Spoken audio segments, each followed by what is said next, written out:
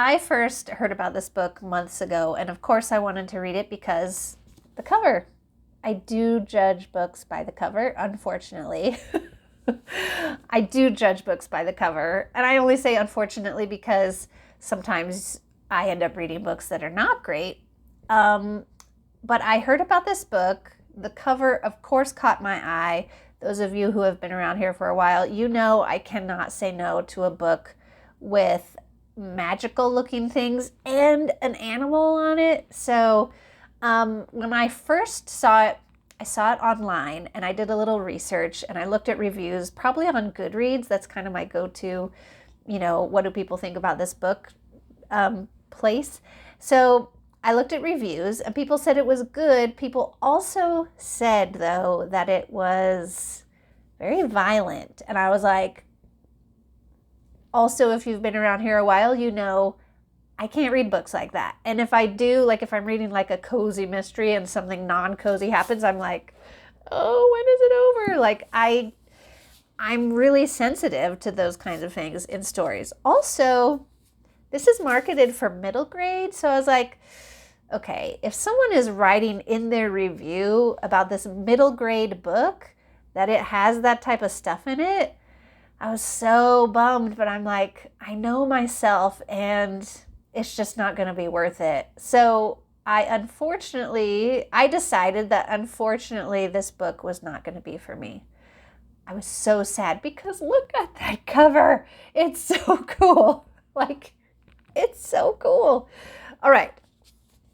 Next thing that happened, I was shopping at my local, semi-local used bookstore, and I found this. And I had gift money. And this is way cheaper than, and it's a hardback, way cheaper than you would ever find it brand new or ordering it online. Plus, it was at my local bookstore. Plus, I was, spending gift money, so I was feeling good. And I was like, you know what? I just have to get this book because look at it. Again, how cool is this cover? So I bought it and just thought, I have to read it. I just have to. And if it's too much for me, I can always stop, even though I rarely don't finish a book once I've started it.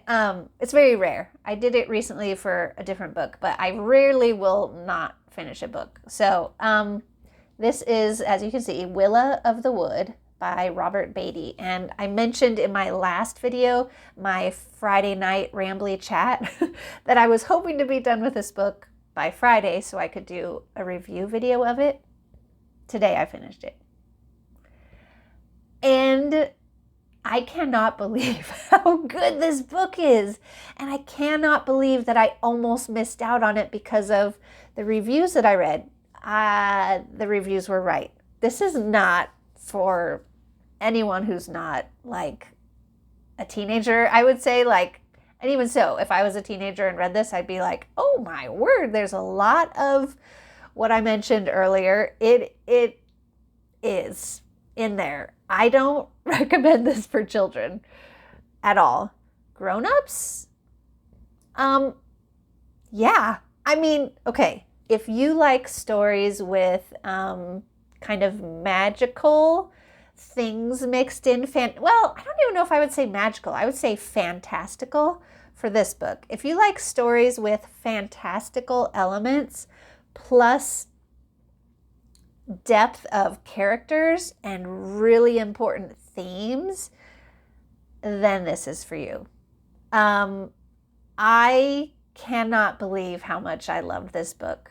So the summary of it is, this is Willa, and she is a forest being, I guess you could say. They use a different word in the story, but it's a little bit confusing.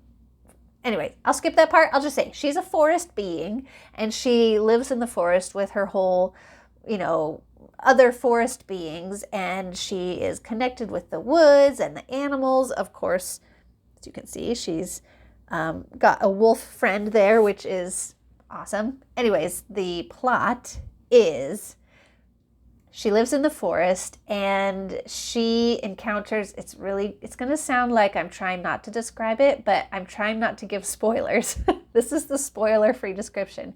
She is a fantastical being that lives in the forest, and it's set around the 1900s in the Great Smoky Mountains.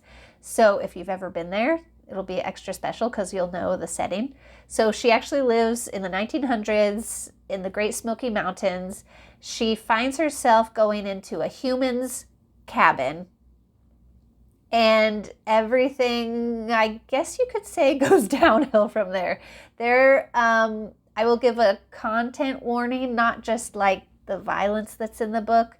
There is grief, so there are some really, I was going to say special, good, meaningful. There are some meaningful interactions with deep grief in this story.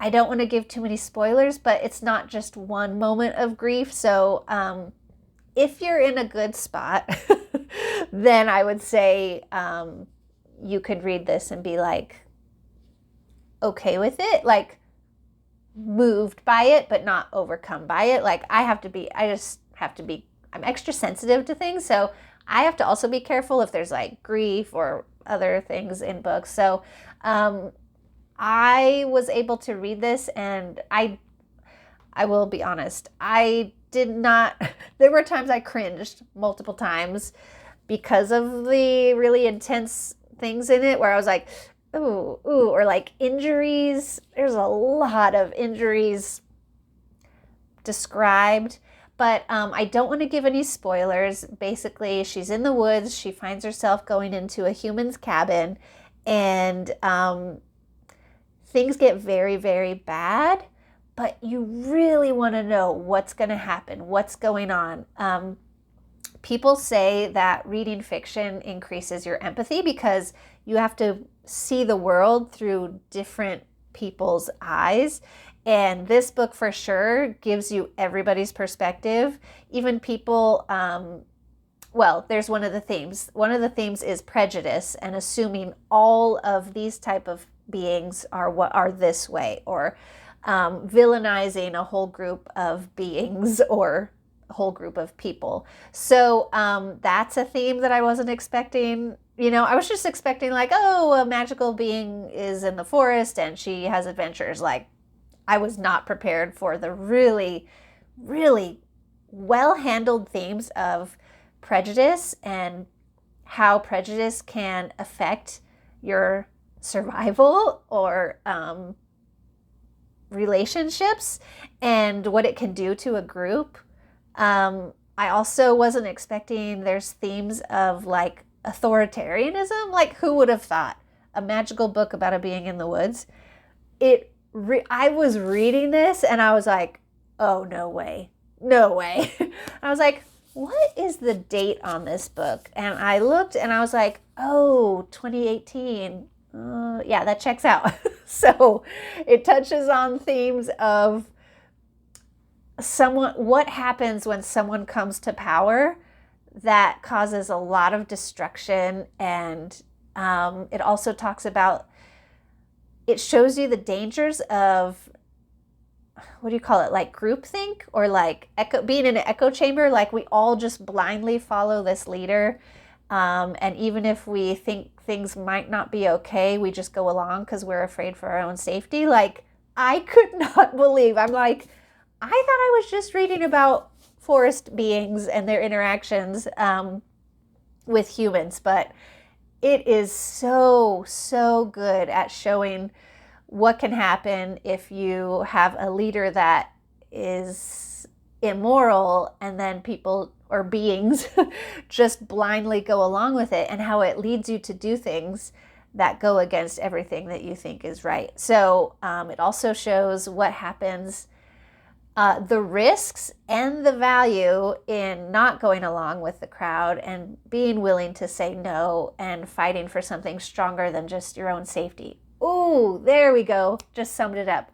What it means to fight for something and stand up for something or someone, even if it means letting go of your own safety. If that interests you, And if you can make it through all like the content warnings that I mentioned, oh my goodness, so worth it. Now, normally, I mean, I don't very often give books like a 5-star, like 5 out of 5. Here's what I'll say about this. Pros and cons, like no book is perfect. So the pros of this book are pretty much everything I just mentioned to you. I started out reading it being like, I think this is going to be a 5-star read for me. Towards the end, I was like, maybe more like a 4-star, but I still loved it. So the reason I'm not giving it a full 5 out of 5 stars is a couple reasons. One is it's something that happens in movies a lot where someone gets really like injured badly. And this doesn't just happen once. Like I said, there's a lot of injuries in this book. There are multiple like devastating injuries that some, not all, so I don't want to give, spoilers. Not everyone pulls through these terrible injuries, but there are several beings that get terrible injuries that like later on in the story you're like, oh, I guess they're okay. I guess. So, and then the other thing is that there's one theme in the story where it makes it sound like in this world, the trees are like alive, like people are. And so anyways, that never got resolved. It was just kind of like that the trees are alive. And then there's scenes where trees are getting cut and they're using like language that makes it sound like the people that are using trees to like make their homes are like bad. So that was the only other reason that it's not a full 5 stars for me. But if any of this sounds interesting to you, I'll leave a link below for where you can order books through more like independent booksellers. So check that out and let me know if you have read this and what you thought of it. Thanks for watching.